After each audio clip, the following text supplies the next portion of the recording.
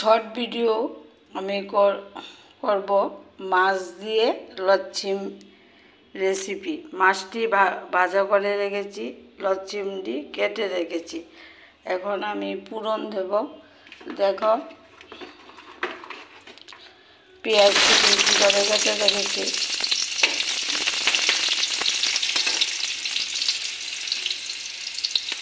অল্প একটু রসুন দেব, একটু জিরা গুঁড়ো দেব, ধনিয়া গুঁড়ো দেব, কাঁচা লঙ্কা বাটা দেব,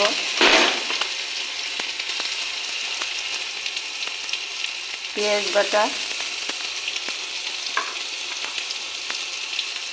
অল্প করে একটু আদা দেব।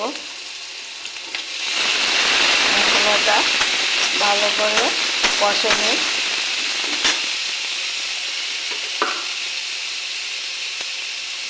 একটু হলুদ দেব, একটু নুন দেব,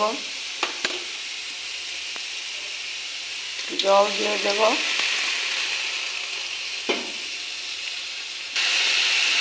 দেখো, আমার মশলাটা কষে গেছে। একটু কাশ্মীরি লঙ্কা দিয়ে দেব রঙের জন্য।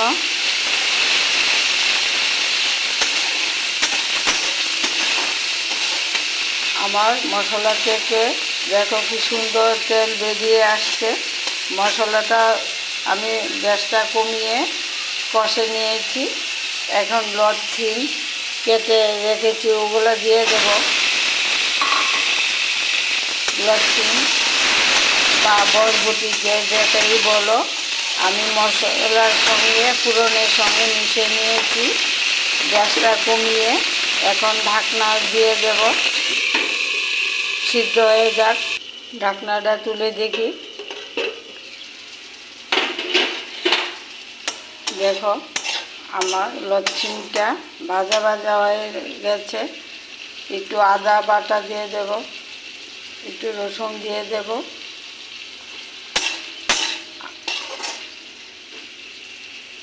আবার ঢাকনা দিয়ে দেব।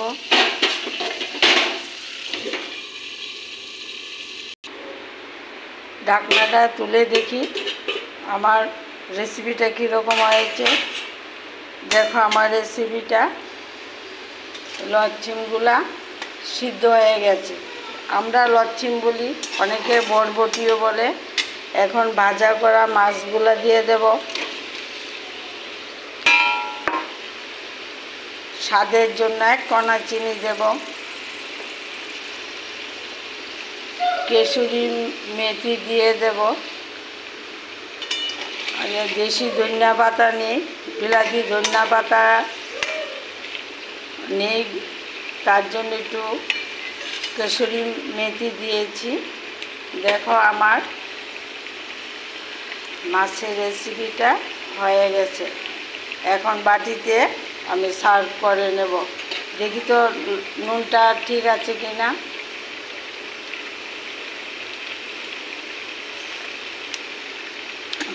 দারুণ হয়েছে। ধনিয়া পাতা নেই দেখে কেশরি মেথি আমি দিয়েছি। এখন গ্যাসটা কমিয়ে আমি বাটিতে সার্ভ করে নেব। আমার রেসিপিটা কি সুন্দর হয়ে গেছে। তোমরা এভাবে মাছ দিয়ে তোমরা রেসিপিটা করে খাবে, খেয়ে আমাকে লাইক কমেন্ট করে জানাবে আমার ভিডিওটা তোমাদের কাছে কীরকম হয়েছে। দেখো, বড় মাছের রুইতের নলা বা ছোট মাছ, অনেকে কড়া মাছ বলে, দিয়ে লচ্ছিম দিয়ে রেসিপিটা তোমাদের সঙ্গে শেয়ার করলাম। ভালো থাকো, আমার পাশে তোমরা সব সময় আছো, থাকবে। তোমাদের লাইক কমেন্টগুলি দেখে আমি খুব আনন্দিত হই। আমি ছোটোখাটো বড় তোমাদের সঙ্গে শেয়ার করি।